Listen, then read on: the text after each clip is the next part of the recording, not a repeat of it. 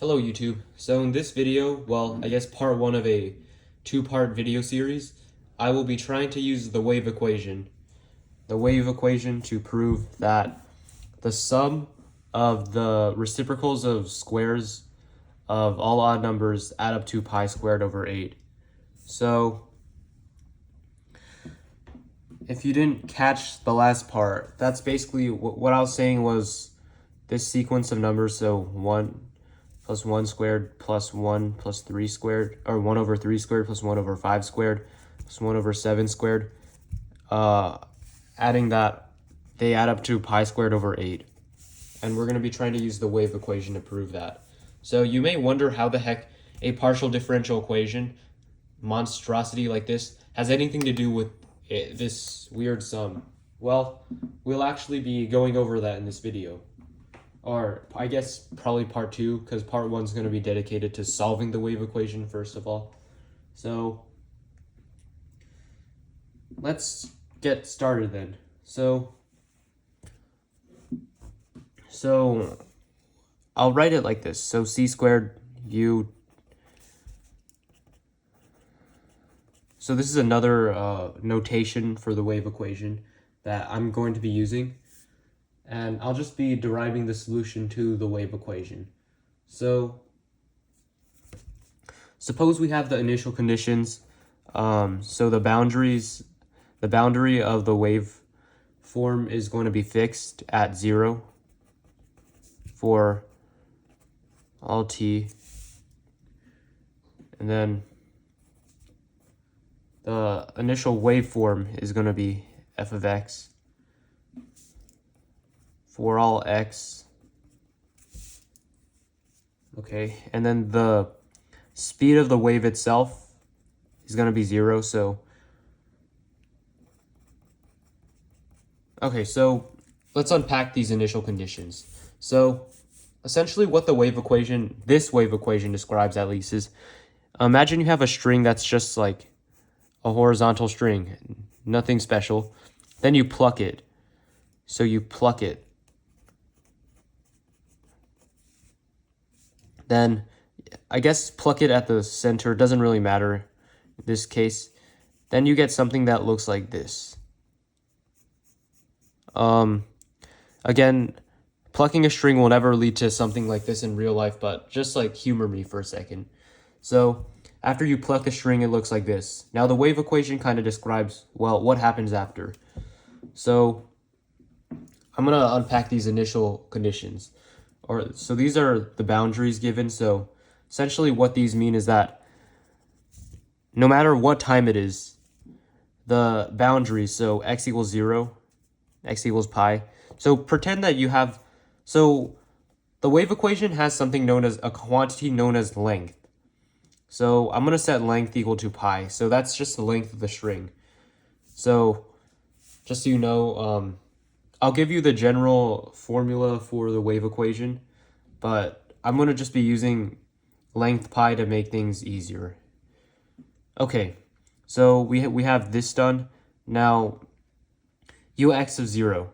So essentially what ux of 0 is saying is, what does the wave equation initially look like? So right after it's plucked, what the heck does it look like? So I guess this is what it can look like right after it's plucked. After no time has passed after it has been plucked.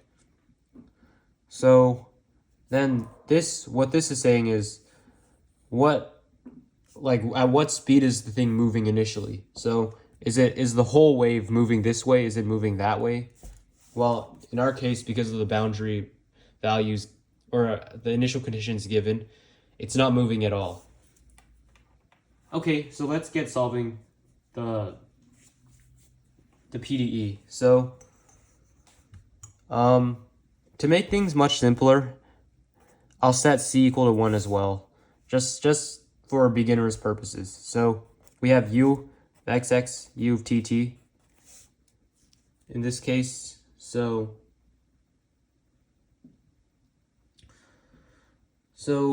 what do we have? So we can, first of all, we can split u into an x component and a t component. So what this means is, say like our solution ended up being like sine of x cosine of t. Just like suppose that this can happen. Well, you could set the x component to sine and the t component as cosine and see what happens. So this makes it a lot easier because now we could split this partial differential equation that initially we'd have no hope of solving into probably more easier to solve equations. So now we can just plug this solution into the PDE. So now we have x prime of x times t of t equals x of x t double prime of t. Okay, cool. All right. So now let's just plug it, or not plug it in, divide both sides by x, big X and big T. So now we have x double prime divided by x equals t double prime of t divided by t of t. Okay, so this is just simple algebra. And then now we can, since these two are equal, I'm going to introduce a third constant called negative lambda. And by the way, lambda is actually n squared pi squared over L squared. It's known as, I think, an eigenvalue, although that's not really important here. And since we know that L squared is, L is pi in this problem at least, this is just going to be equal to n squared here. Okay, so now we're able to use algebra to make two ODEs that are pretty easy to solve.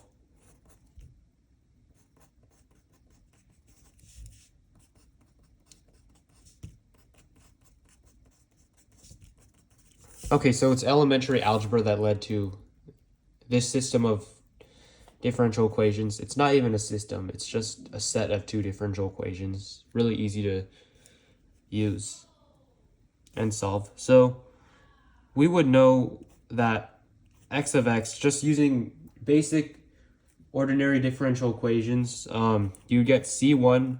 Now, actually C1 probably not a good choice of variable. K1, which is an arbitrary constant, any constant will work, equal to sine of, okay, so we have n pi divided by L. N pi divided by L is what should work.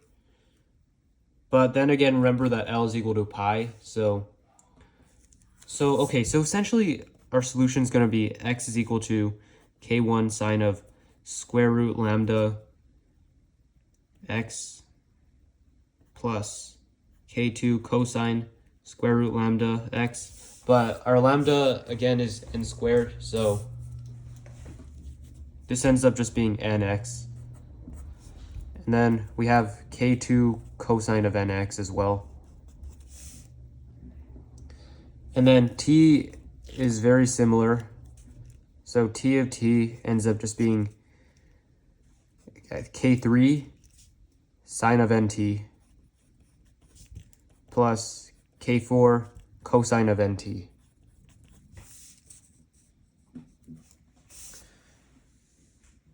Okay, so how do we progress from here? Okay, well, we now look at the initial conditions. So first of all, let's just observe x of x, for example. So x of x. So from looking at that, it's rather obvious that x of x has to be a sine function. And you know why? It's because essentially u0 of t can be converted to x of 0, and u pi of t can be converted to x of pi, because that's really what it is. And these both end up being 0. These are just 0. And the trigonometric function such that both of these are true, it obviously has to be a sine function. So then this term can end up going to 0 because k2 has to be 0. If it's not, there's a contradiction, and these initial conditions cannot be satisfied. So, okay, cool. So now we have t of t, and this one's a bit trickier to solve, so we have used these initial conditions to show that x of x has to be a sine function. Now, what about t?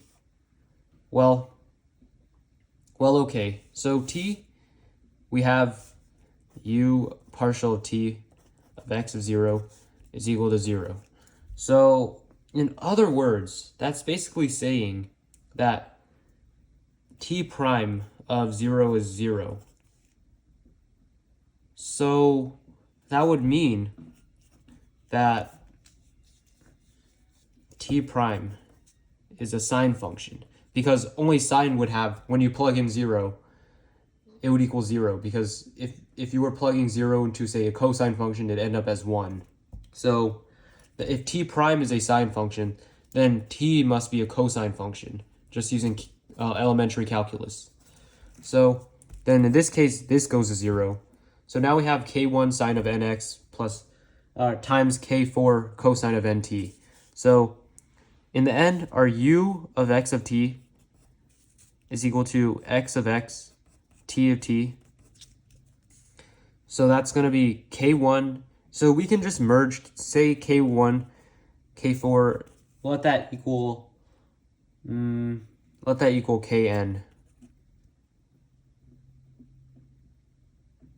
No, I'll say let that equal to c of n, which is, c of n is just going to be like your standard like constant or coefficient. So x of x, t of x. So I guess your u of n of x t will equal c of n sine of nx times cosine of nt, because you're multiplying this, and this. Okay, so now that we have our solution fully fleshed out, we can move on to the next part of the problem. And just so you know, before I completely move on, so we know that u n of xt is equal to c of n sine of nx cosine of nt. So given L equals pi and C equals 1.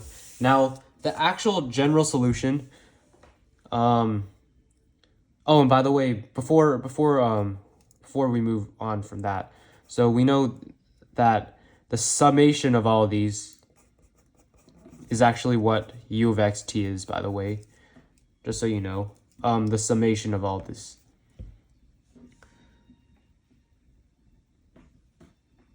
So the general solution is actually as follows. So it's the summation of c of n, or n equals 1 to infinity of c of n, is equal to sine of n pi x over L cosine of c n pi t over L. That would be the general solution. But we simplified things by making L equal to pi and C equals to 1, just to make things a bit simpler, but this is the real general solution. This is the solution to our problem. Okay, so we've done the basics. I guess I'll end the video here because it's getting long. So thank you for watching, and I'll see you